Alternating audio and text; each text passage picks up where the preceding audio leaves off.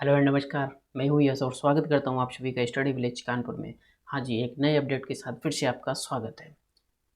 तो यहाँ पर मिलता है आपको नेशनल इंटरनेशनल करंट इशू का कंप्लीट ट्यूटोरियल। अगर आप भी किसी एग्ज़ाम की तैयारी कर रहे हैं, कॉम्पिटिटिव एग्ज़ाम की, तो जुड़े रहिए हमारे साथ और करते रहिए खुद को अपडेट। जी हाँ, अभी हाल में ही चर्चा का विषय बना हुआ है द आर्मेनियन जेनोसाइड। आर्मेनियन जो नरसंहार हुआ था ये फर्स्ट वार के समय, तो ये जिनोसाइड इस समय चर्चा का विषय क्यों बना है। वैसे 24 अप्रैल को जितने भी आर्मेनियन हैं वो स्मरण दिवस रिमेंबर डे के तौर पे उसको मनाते हैं 24 अप्रैल को। तो आज देखेंगे जानेंगे इस वीडियो में आखिर ये जिनोसाइड क्या था और कब हुआ था, क्यों हुआ था, और ये आर्मेनिया और तुर्की के बीच में आखिर क्या चलता रहता है ये जिनोसाइड को लेकर के। और हाल में ही हमारे यूएसए प्रेसिडेंट जो बाइडेन ने रिकॉग्नाइज किया हुआ है ऑफिशियली तौर पे कि एक ही आर्मेनिया में जिनोसाइड हुआ था। तो जानेंगे इन सारे सवालों के जवाब इस वीडियो में, बने रहिए मेरे साथ और करते हैं वीडियो की शुरुआत। तो सबसे पहले यहाँ पर जो आर्मेनियन जिनोसाइड हुआ था, तो सबसे पहले हम जान लेते हैं कि ये न्यूज़ में क्यों है। तो न्यूज़ में इसलिए है कि recently US president obviously recognize the mass killing of Armenians by Ottoman Turks. जो ऑटोमन एम्पायर था, जो कह सकते हैं जो तुर्क साम्राज्य था उस समय का ऑटोमन का, 1915 से लेकर 16 के बीच में एक्ट ऑफ जिनोसाइड। तो रिसेंटली यूएस प्रेसिडेंट ने क्या किया है कि इसको ऑफिशियली तौर पे ऑब्वियसली इसको रिकॉग्नाइज किया है कि उस समय 1915-16 में एक मास किलिंग हुई थी आर्मेनियन की, मतलब बहुत ज़्यादा मास किलिंग हुई थी, और as an act of genocide, जो कि ये जो एक्ट है, ये एक्ट जो है ये यूएनओ का है। यूएनओ का एक एक्ट है जिसके तहत उसको जेनोसाइड डिफाइड किया गया, नरसंहार, जिसको किसके तहत, एक यूएनए का एक आर्टिकल्स है उसके तहत एक उसमें डेफिनेशन दी गई है या उसको परिभाषित किया गया है कि जेनोसाइड क्या है। तो उसके तहत यूएसए प्रेसिडेंट ने इसको रिकॉग्नाइज किया है कि जो 1915 या 16 में जो हुआ था, मास किलिंग हुई थी आर्मेनियन की, वो एक जेनोसाइड था, वो एक नरसंहार था। इसलिए ये चर्चा का विषय बना हुआ है। दूसरी बात यहाँ पर ये है कि 24 अप्रैल को, कब, 24 अप्रैल को आर्मेनियन जिनोसाइड रिमेंबर डे के तौर पे मनाते हैं 24 अप्रैल को। अब यहाँ पर जान लेते हैं आखिर जो यूएनए का आर्टिकल्स है उसके तहत जिनोसाइड की मीनिंग क्या है। तो जो यूएनए का आर्टिकल्स है यूनाइटेड नेशन का, वो क्या कहता है अकॉर्डिंग टू आर्टिकल्स, कौन सा articles, article 2, convention of genocide December 1948, कब, 1948 का। Genocide has been the described, क्या डिस्क्राइब किया गया है, carrying out the act intend और डिस्ट्रॉय इन द होल और इन पार्ट, या तो कंप्लीटली पूर्ण तरीके से या part, national, ethnic, racial and religion group, मतलब किसी देश का नस्ली, जातीय, धार्मिक आधार पर पूर्णतः उसको डिस्ट्रॉय करना, ख़त्म करना, एक नरसंहार कहलाता है। क्या कहलाता है, नरसंहार या जिनोसाइड कहलाता है।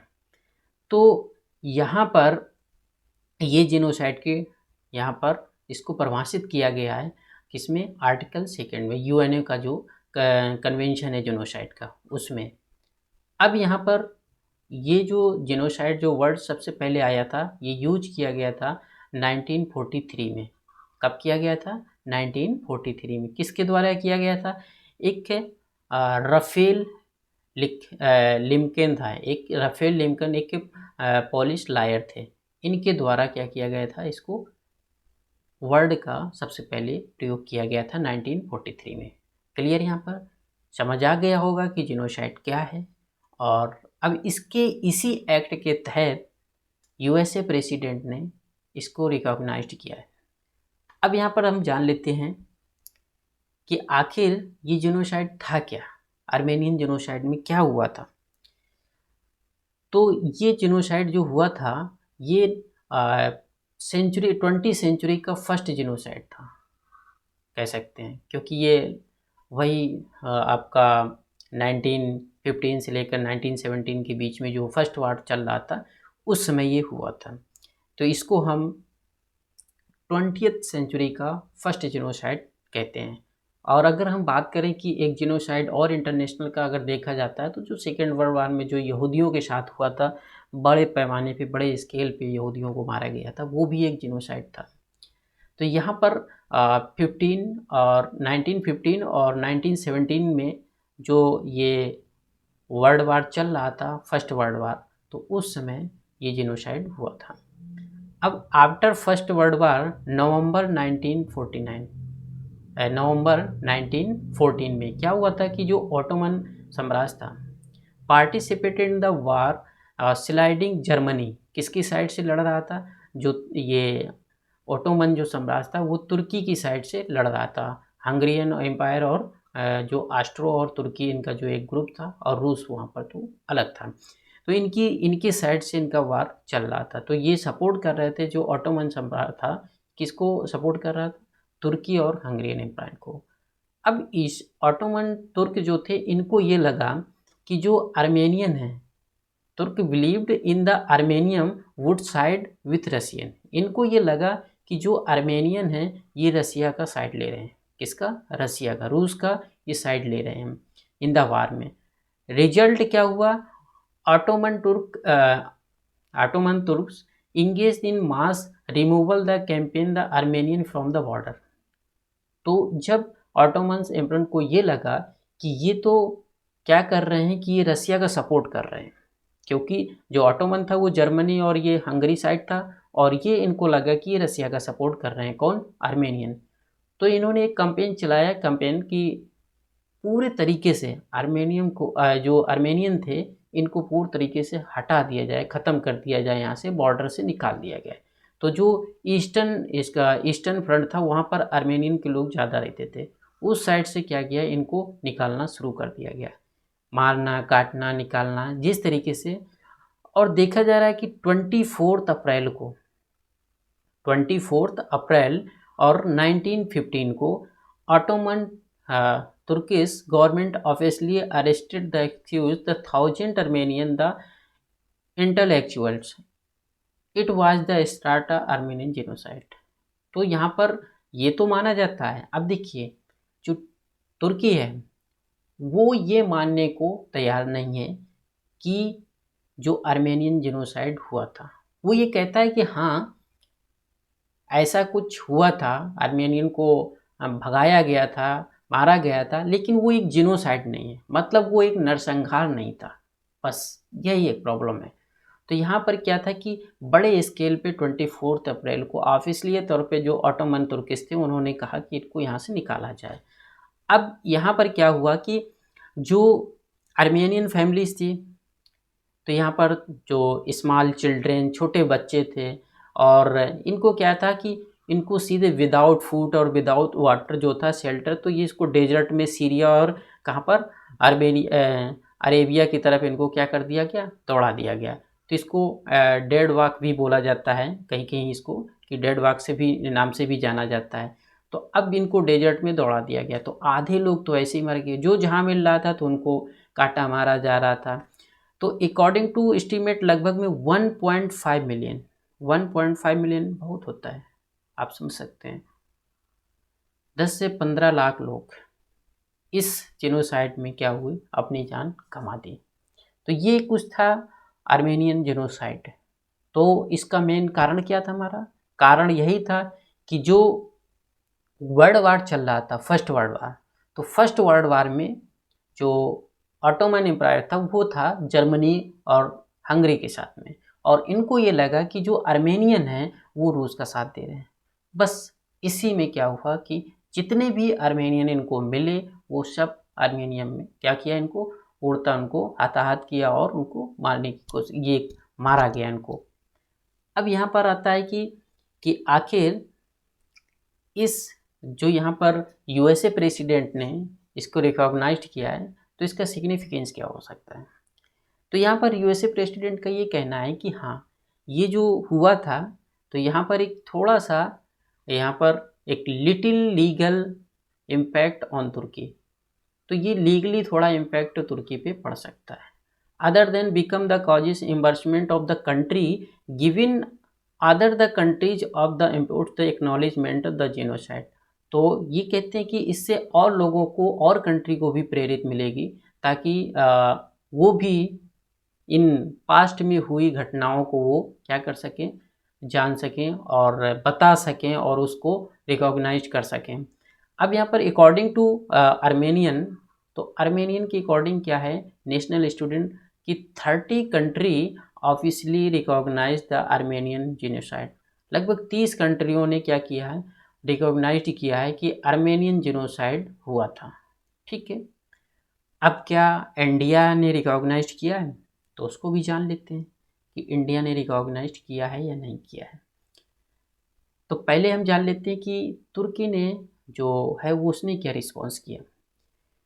तो तुर्की ने रिस्पॉन्स ये किया, देखा जाए तो इस समय तुर्की जो है वो भी नाटो का क्या है, मेंबर है, नॉर्थ अटलांटिक टेरिटरी ऑर्गेनाइजेशन। तो ये भी इसका नाटो का क्या है, मेंबर है अलायंस का। तो यहाँ पर देखा जा रहा है, तो सबसे पहले आप ये समझ लीजिए कि जो लास्ट गवर्नमेंट थी, ये जो ट्रम्प गवर्नमेंट थी, वो तुर्की का मतलब तुर्की का ये क्या करता था कि ये सपोर्ट करता था, और इस वजह से इसने क्या किया था कि इसने ऑफिशियल तौर पे ट्रम्प गवर्नमेंट ने नहीं कहा था कि जेनोसाइड हुआ था, लेकिन जो बाइडेन गवर्नमेंट है, ये आते ही इनका जो इलेक्शन था, जो मैनिफेस्टो था, उसमें ये था कि हम जो आर्मेनियन जेनोसाइड था, क्यों, उसका रीज़न ये है कि यूएसए में देखा जाए तो जो पलायन करके बहुत सारे जो आर्मेनियन वहाँ पर बसते हैं, तो आर्मेनियन वोट लेने के लिए उन्होंने ये अपने मैनिफेस्टो में रखा था कि जो 1915 से लेकर 17 के बीच में जो हुई थी घटना, वो एक जेनोसाइड थी आर्मेनियन। तो जो बाइडेन का ये कहना है कि हमारे ये मैनिफेस्टो में था, तो हमने इसको डिक्लेयर कर दिया जो हमें करना था। अच्छा, उसका मेन कारण ये था कि जो आर्मेनियन वोट है उसको हम ले सकें। अब यहाँ पर क्या है कि यहाँ पर थोड़ा सा टेंशन तो बढ़ ही जाएगा, किसका, यूएसए और टर्की का। अब यहाँ पर जैसे कि S-400 मिसाइल जो रशिया की है, तो यूएसए हमेशा उसमें सैंक्शन लगाता रहता है कि इसको आप नहीं, डिफेंस डील नहीं कर सकते हैं और ये, लेकिन यहाँ पर रशिया ने क्या किया, जर्मनी के साथ में एक डील की थी। तो यहाँ पर एक टेंशन बढ़ जाता है, किसका, जो तुर्की है और यूएसए का। अब यहाँ पर क्या है, तुर्की का कहना ये है, क्या है इनका एक्नॉलेजमेंट क्या है कि ये जो against Armenian but deny it was the genocide. उनका कहना ये है कि हाँ, हुआ था, 1915 से लेकर 17 के बीच में आर्मेनियन को भगाया गया था, मारा गया था, लेकिन वो एक जेनोसाइड नहीं था। अब क्योंकि विच जेनोसाइड जो होता है, जेनोसाइड जो वर्ड होता है वो एक अलग होता है, ये which comes with legally implication, इसको एक लीगली तौर पर जो यूएनओ की जो आर्टिकल्स है उसके तहत देखा जाता है। तो यहाँ पर तुर्की जो है वो ये मानने को तैयार नहीं है कि जेनोसाइड हुआ था। अब यहाँ पर ये देख लेते हैं कि आखिर इंडिया का क्या स्टैंड है। तो इंडिया ने अभी तक क्या किया है, इसको रिकॉग्नाइज नहीं किया है। क्यों नहीं किया है, not formally recognize Armenian genocide, क्यों नहीं किया है। प्राइमरली क्या किया है इंडिया जो है, तो उसकी interest the wider foreign policy decision. तो इंडिया की जो एक बहुत बड़ी जो कह सकते हैं विदेश नीति है और जो उसकी जियो पॉलिटिकल्स है, उसके तहत उसने उसको रिकॉग्नाइज नहीं किया है, क्योंकि इंडिया नहीं चाहता है कि हम किसके साइड स्टैंड लें, वो एकदम नॉन अलाइंज वाला अपने उसी में रहता है। तो अभी इसका इंडिया का इसमें कोई भी रिकॉग्नाइज नहीं है। और देखा जाए तो यहाँ पर इंडिया का जो एक लॉ भी है, India does not have any domestic law on genocide. अभी तक इंडिया का कोई जेनोसाइड से रिलेटेड कोई ऐसा ला नहीं है। मतलब एक नरसंहार के, विशेष तौर पे नरसंहार का जोड़ा कह सकते हैं, जैसे कि यूएनओ में उसको डिफाइन किया गया है, इस तरीके का कोई अभी ला भी नहीं है। और United nation convention of genocide, जिस तरीके से यूनाइटेड नेशन का कन्वेंशन है जेनोसाइड पे, तो ऐसा कोई अभी इंडिया का भी ऐसा डोमेस्टिक लॉ भी नहीं है। अगर उसका एक एग्जांपल देखने को आपको मिलता है, दिल्ली हाई कोर्ट में क्या था कि सज्जन कुमार 2018 में केस कंसल्ट किया था, क्या मास killing of Sikh during the anti Sikh rights 1984 इन दिल्ली। तो यहाँ पर जब 1984 में जो इंदिरा गांधी थी, उस समय जो सिख पे क्या हुआ था, एक मास किलिंग हुई थी, बहुत ज़्यादा सिखों को मारा गया था ये। लेकिन कंट्री में अभी भी उसको कोई जिनोसाइड नहीं कहा जाता है, लीगली तौर पर उसको जिनोसाइड नहीं माना जाता है। तो ऐसा अब इंडिया में ऐसा कोई जिनोसाइड का कोई डोमेस्टिक लॉ भी नहीं है। अब यहाँ पर अगर हम बात करते हैं कि देखिए अभी हाल में क्या है कि आर्मेनिया और अजरबैजान के बीच में कॉन्फ्लिक्ट हुआ था। कुछ दिन पहले एक झड़प हुई थी बहुत बड़ी, जिसमें से जो तुर्की था वो अजरबैजान का सपोर्ट कर रहा था, आर्मेनिया था तो वो अलग था। तो ये कॉन्फ्लिक्ट हुआ था, उसका भी एक बड़ा रीज़न है। तो एक वहाँ पर प्लेस है, उसको लेकर के है, जो यहाँ पर एक प्लेस पड़ती है नारगोनो खारावा की जो पड़ता है, इसको लेकर के, इस जगह को लेकर के इनके बीच में विवाद चलता रहता है। किस में? आर्मेनिया और अजरबैजान में। तो ये कुछ था हमारा आर्मेनिया और जो इसका जेनोसाइड था उससे रिलेटेड कुछ इम्पॉर्टेंट फैक्ट थे, जो कि इस समय बहुत ज़्यादा न्यूज़ में चल रहा था। तो आई होप कि आपको समझ आ गया होगा कि इसका रिकॉग्नाइज क्या होता है और इसका क्या ला है। 2-4-6 पॉइंट हैं जो एग्ज़ाम के दृष्टि से आप उनको याद कर सकते हो कि जो जेनोसाइड को है वो डिफ़ाइन किया गया किस आर्टिकल्स में, यूएनए के में उसको डिफ़ाइन किया गया, आखिर इससे क्या इफ़ेक्ट पड़ता है अगर जिस कंट्री का अगर ये होता है। अभी हाल में ही एक चर्चा और भी बनी थी कि जो ब्रिटेन ने क्या किया था, अपने पार्लियामेंट में एक अभी प्रस्ताव लाया था, प्रपोजल, उसमें से ये कहा गया था कि उसमें जब वर्ल्ड वार में इंडिया के भी बहुत सारे सोल्जर्स गए थे ब्रिटेन की तरफ से लड़ने पर, और जब वो वहाँ पर शहीद हो गए, जब तो वहाँ पर एक नस्लीय वहाँ पर भेदभाव हुआ था कह सकते हैं। क्या था कि जो वाइट सोल्जर्स थे कह सकते हैं, तो उनका अच्छे ढंग से उनका क्या किया गया था, मरणोपरांत जो भी किया जाता है उनको अच्छा सम्मान दे करके उनको किया गया था। वहीं पर जो ब्लैक थे तो इंडियन थे और भी अदर कंट्री के थे, अफ्रीकन थे, बहुत सारे अफ्रीकन कंट्री के थे, तो ये जो उसमें युद्ध में जो मारे गए थे तो इनका यहाँ तक कि नाम भी नहीं लिया गया था। तो उसने अपनी गलती को उसने स्वीकार किया है। अभी 2-4 दिन पहले की ये न्यूज़ है, तो उसने एक्सेप्ट किया है कि हाँ ये बहुत बड़ी इतिहास में गलती हुई थी ब्रिटेन की तरफ से। तो ये सारे कुछ इंटरनेशनल ये इशू हैं जो कि ऐसे चलते रहते हैं और इनसे आपको अवेयर बने रहना चाहिए, अपडेट बने रहना चाहिए इनसे। तो मिलते हैं नए वीडियो में। हाँ, वीडियो अगर अच्छा लगा हो तो वीडियो को शेयर ज़रूर करिए, और चैनल सब्सक्राइब करना है तो कर सकते हो, नहीं तो कोई बात नहीं, लेकिन शेयर ज़रूर करिए। और मिलते हैं नेक्स्ट वीडियो में नए अपडेट के साथ। जय हिंद।